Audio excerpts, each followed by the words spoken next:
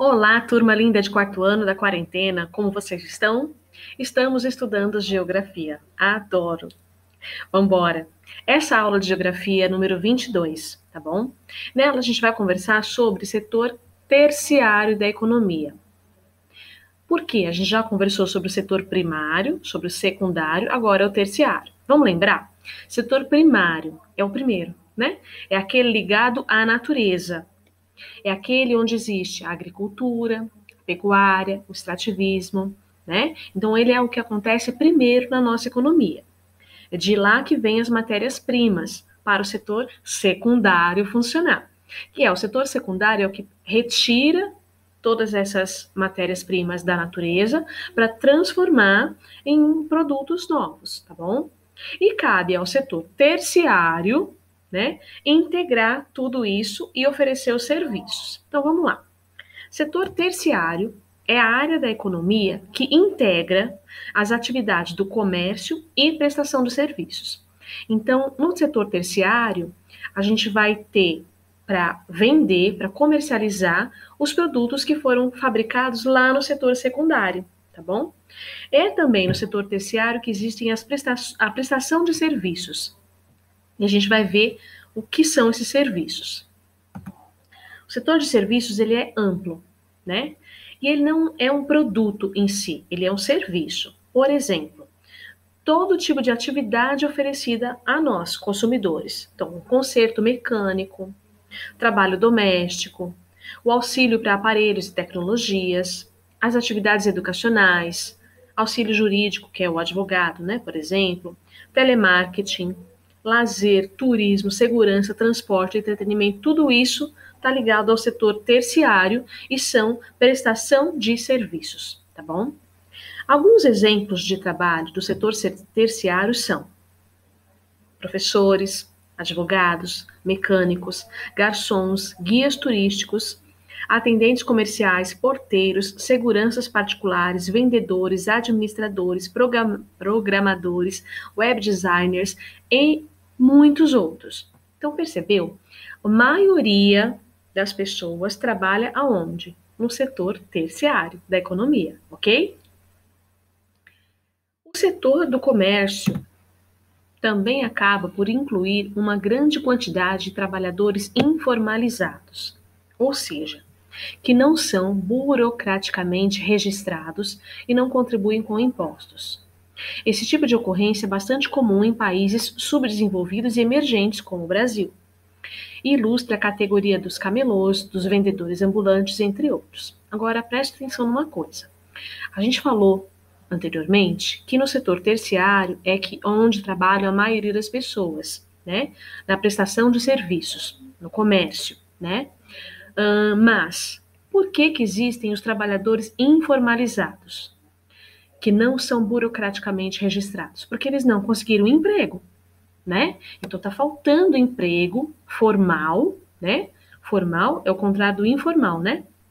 Está faltando o emprego formal para todos os trabalhadores brasileiros, daí eles precisam trabalhar, eles precisam ter algum tipo de renda para se sustentar, certo? É onde acontece o ramo da informalização, onde eles vão trabalhar em setores que não são registrados. Então eles não têm nenhum tipo de benefício do emprego, sabe assim? O salário fixo no final do mês, né? Registro em carteira para quando for mais velho poder se aposentar, né? Então o trabalho informal ele tem todas essas características. Ele fala assim que essas pessoas não contribuem com impostos. Claro, elas não estão trabalhando de forma informalmente, né? Elas não estão registradas. E o problema maior, elas não contribuem com os impostos, mas elas também não recebem nenhum tipo de benefício do governo.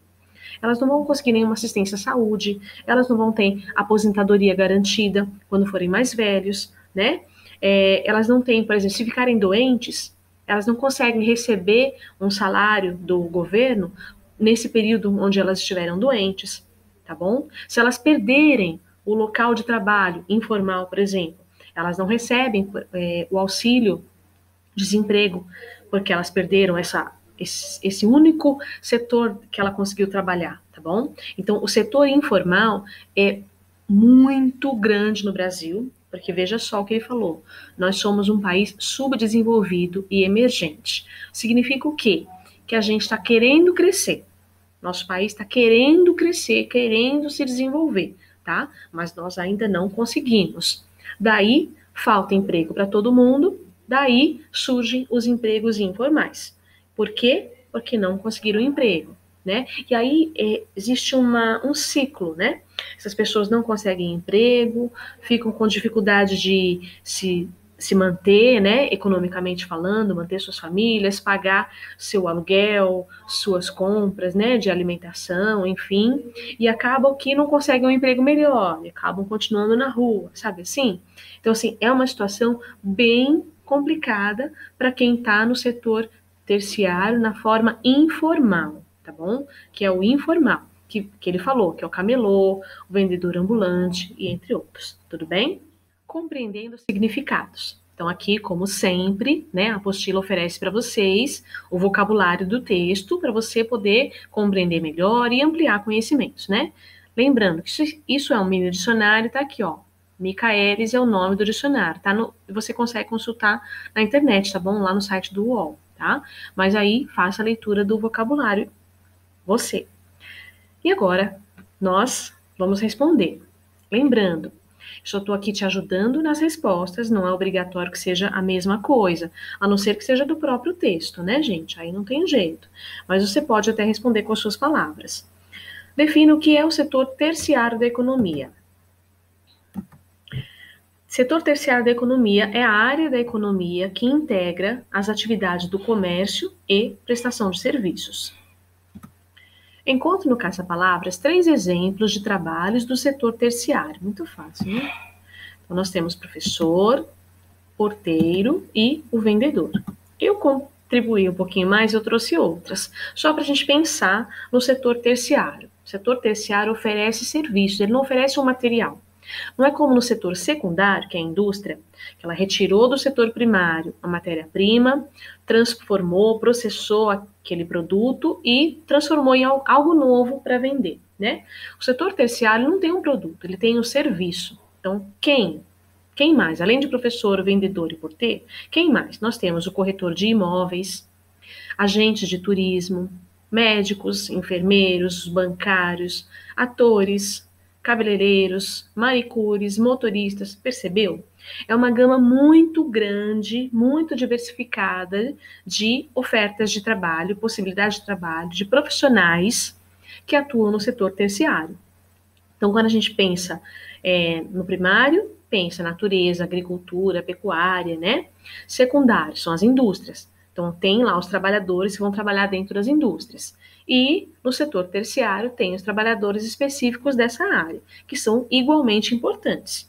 Desde o setor primário ao setor terciário, todas as profissões, todos esses trabalhadores são importantes. A gente não pode perder nenhum deles, né? Senão, né, o desenvolvimento da economia acaba ficando meio quebradinho, tá bom? Então, olha só quantas ofertas de trabalho que existem no setor terciário, que é como eu falei anteriormente, onde trabalha a maioria da nossa população.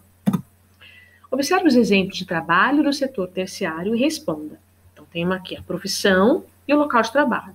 Apareceu só 3, garçom, mecânico e administrador. Pensa o seguinte, garçom, ele trabalha em restaurante, óbvio, mas ele também pode trabalhar em serviços de buffet, né, que trabalham em festas. Eventos em geral, às vezes empresas montam algum tipo de recepção para os funcionários e o garçom vai lá para fazer o serviço, né, de servir, né, comes e bebes, por exemplo, né? Então, garçom não é só um restaurante, tem outras possibilidades.